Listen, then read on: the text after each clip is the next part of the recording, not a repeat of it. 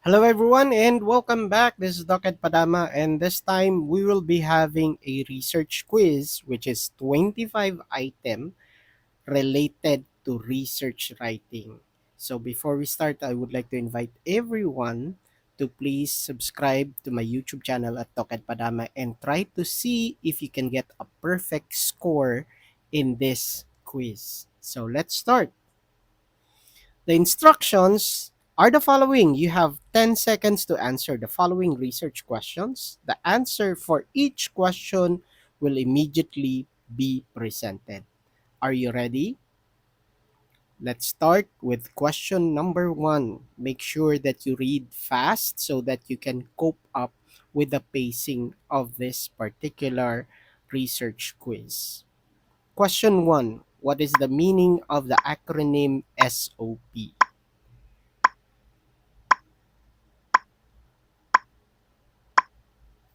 Time's up, and the answer is statement of the problem. Were you able to cope up with the pacing of the quiz? Let's go to question number two. What part of the research presents the benefits and beneficiaries of the study?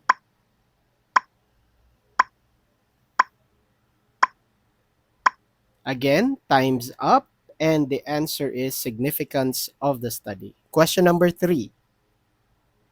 What type of research design investigates and explores cultural practices of social groups? Time's up. The answer for this question is ethnographic research. Now, let's move on to the next question. Question number four. What do you call a research instrument that does not need to undergo validation? Time's up. The answer is standardized instrument. Next question. What type of research is characterized as measurable?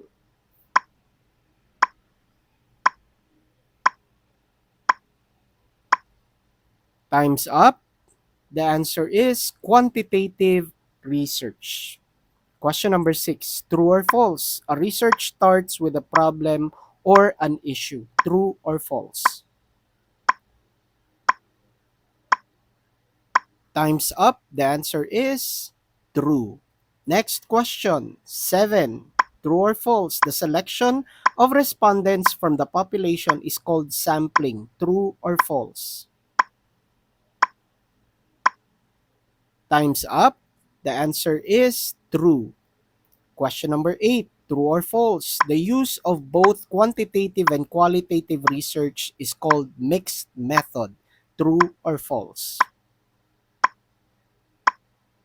Time's up. The answer is true. Question number 9. True or false? A research ends with the findings of the study. True or false? Time's up. The answer for this question and the explanation is false.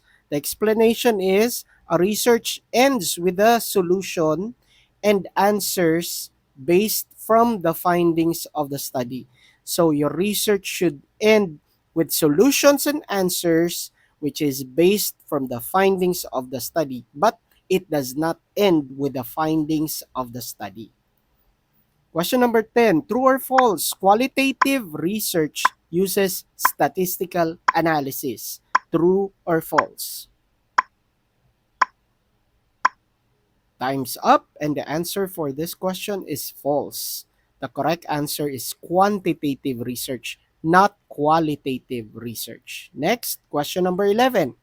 What is the meaning of the acronym RRLS?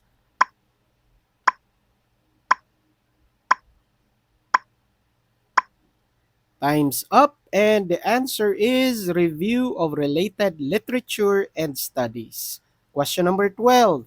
It is an unanswered question or unresolved problem that has not been answered by any existing research. Time's up, and the answer is research gap. Question number 13. What is the meaning of FGD?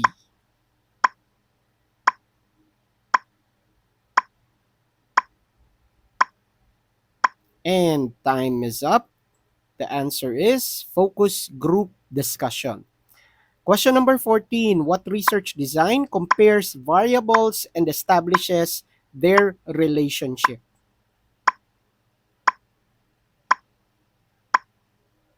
Time's up. And the answer is correlational research. Question number 15. What type of research uses coding and thematic data analysis?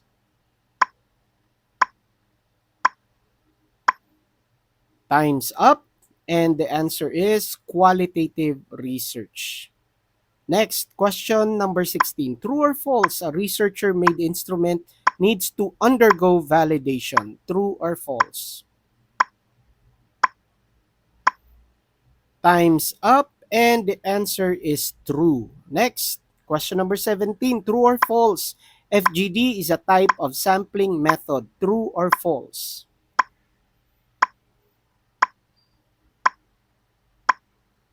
Time's up, and the answer is false. Question number 18. True or false? An action research requires a concrete and specific output. True or false? Time's up, and the answer is true. Question number 19. True or false? Hypotheses are used in educational experimental research. True or false? Time's up, and the answer is true. Question number 20. True or false? Research variables should clearly be reflected in the research title. True or false? Time's up, and the answer is true. Question 21. A research design that tries to understand the lived experience of a respondent.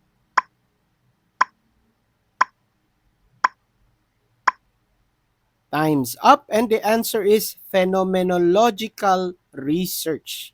Phenomenological research. Question number 22. This part presents the inclusions and exclusions of the research.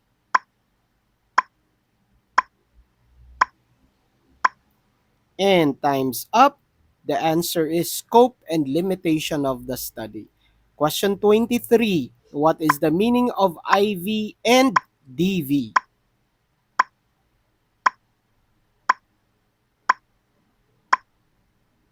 And time's up. The answer is independent variable and dependent variable. Second to the last question, what do you call a smaller group taken from a larger population in research?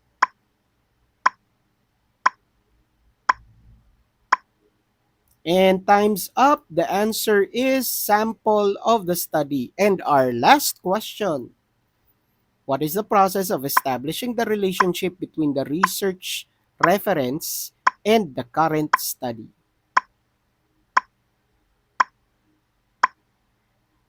Time's up, and the answer is synthesis. Were you able to get a perfect score out of the 25 item research question that was presented to you in this video? If not, you can practice and make sure that you also share this video to your colleagues, classmates, and friends who are undergoing through the process of research writing, so you can also help them develop their basic fundamental knowledge in research writing. I hope you learned something new today from this particular video. And again, please do subscribe to my YouTube channel at Doc Ed Padama. Thank you very much, everyone. Keep learning, stay safe, and I will see you again in our next video. God bless everyone, and goodbye.